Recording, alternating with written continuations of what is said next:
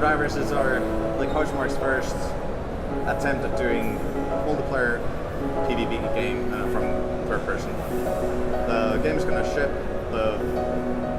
We're going to launch with one mode. That's Battle Royale mode, essentially. There's no way around it. But it's what we're trying to do here at Gamescom is to show that it's much more than that. Battle Royale to us is those two rules of whoever is the last man standing wins, and the play area will get smaller as the game continues. Outside of that, everything else is a free game. Okay. Let me say that as well, yeah? We'll try to do to multiplayer what Dark Souls did to AAA. This is the Uncharted of PvP.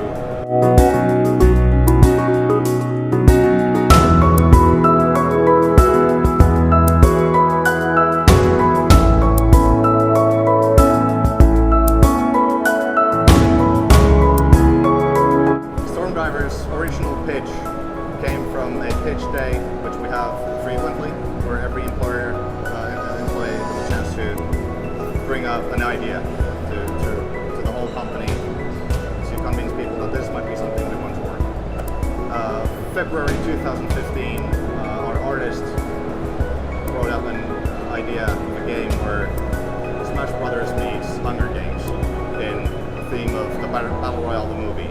And ever since that, the idea has been brewing, and come spring 2016, we started prototyping on the game. That's when we first started, and that's Battle Royale as a game mode wasn't a thing then. It only became a thing later. But I have to make a point about abandoning arcade as well. That we poured our hearts on Ex Machina and Matter of Fall. We gave it all. It's best rated Housemarque title. It's one of the better rated titles on the PS4, one of the best rated titles in the arcade genre, and it sold peanuts. We can't sustain that, and as a creative company, we have to try new things. Otherwise, we'll go creatively bankrupt, and that's one of the core reasons why we're here. While finishing up next, when we launched it, we still had the Stormdivers prototype going on, and that was the moment when, in earnest, we realized that we want to try this. We want to try this new prototype we have. We want to see and make it work.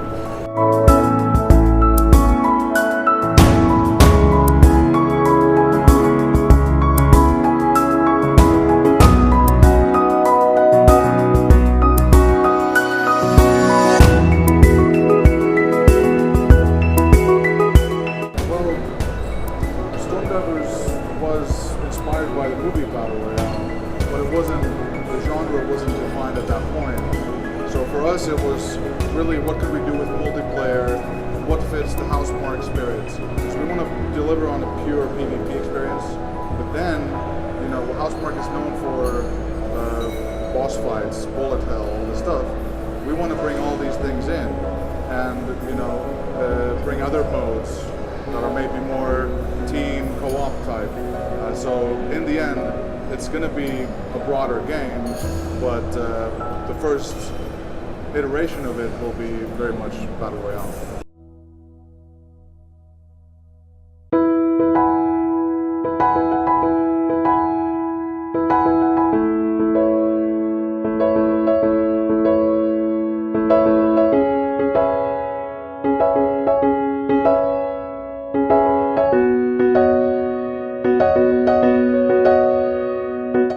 How long do we have? Yeah. That's the thing. Well, I mean, if you list it, right? There's the easy ones. It's faster. It's vertical. There's events that bring chaos in the form of tornadoes and other stuff. And there's a awesome meta game that this guy designed. But that's just a quick list. You can go into details if you want. Yeah, from starting with the two core rules of Battle Royale. The first one we started tackling is the actual area. It doesn't have to be a circle.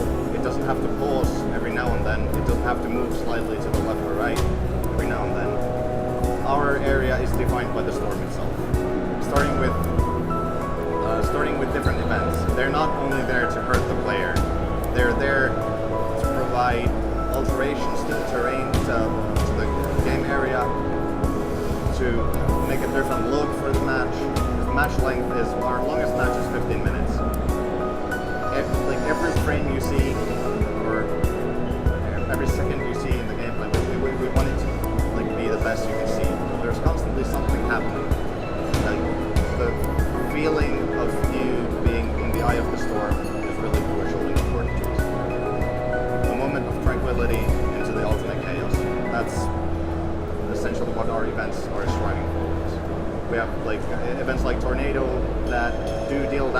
player, but essentially it's there to throw you up in the sky, where you can use the permanent glider to move around from sky up. We have aerial combat, because we have those gliders. We have Eclipse event that basically just is Eclipse. It looks at the sun, you get a foggy and moody lighting, and each player forced a flashlight on them, meaning that camping won't be too much fun at that point. Every time you play the game, the environment will change randomly because of these events. So not only the wall is different, but also the things that inside the wall change. So you get a lot of variety from that way. Adding to really replayability. Then we what our better competitors do. No, not better competitors. What the fuck am I saying? Bigger competitors. We're only 15 people in the team, so it's quite a small team. But yes, we don't have just armor. It's a class-based game. There's no reason to make a class-based game unless you commit into the class-based design. And classes to me derive from RPG games. RPGs to me are, aside from introducing players to decision making, like almost constantly, they're also attributes. And I want these classes to have their own attributes that the players can affect and alter within the match by picking up certain items. Like, we don't only have armor pickups, we have pickups that drastically change the way you can play the game. And that's really, really important core feature in our game. They're enhancements, and they genuinely enhance one of the abilities. And there's 4 slots per class, one in the helmet, one in the torso, the hands, and legs. And they vary from giving you higher running speed to providing you with regen, like health regen, giving you a visor that you can see other players' footprints. And this also leads into why sci-fi is such a beautiful place to work in when you're making a game. But yeah, what else? Let's let him ask a question. We're making a list, aren't we?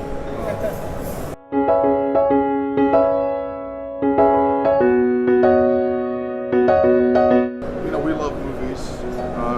We have a sci-fi setting. So what do we want to bring in is sort of this dystopian near future where automation has, depleted all our jobs. This kind of a place where we can't even there's no more middle class.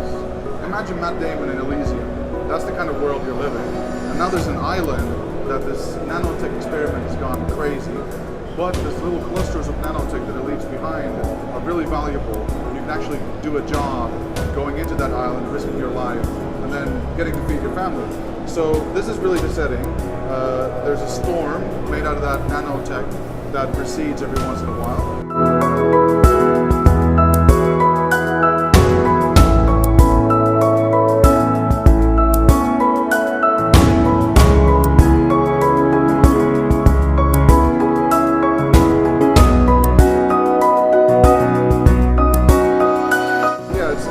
So we intend on going PC first. We want to do some sort of a beta program followed up with the launch, which is incremental with different features and events, for example, we want to bring out. So we'll start off with the package that we talked about, but then add things on. Eventually, if things go well, we'd be looking at a console release. Of course, we have a long history of PlayStation, and we're open to multi-platform release out from that as well. Still remains to be seen. There's a lot of hurdles to go over before that, but hopefully everybody signs up for the beta and then comes join us and tells us what they want to see in the game. Yeah. We're very much open to Absolutely. criticism, especially. Yeah, we really want to know what doesn't work. Like that's the only way to improve yourself. And that's how we can make it a multi-platform game. Yeah. By the way, we do have controller support already. We started with that because it comes very naturally to Housemarque. So consoles, yeah, but we need more content for consoles. Yes.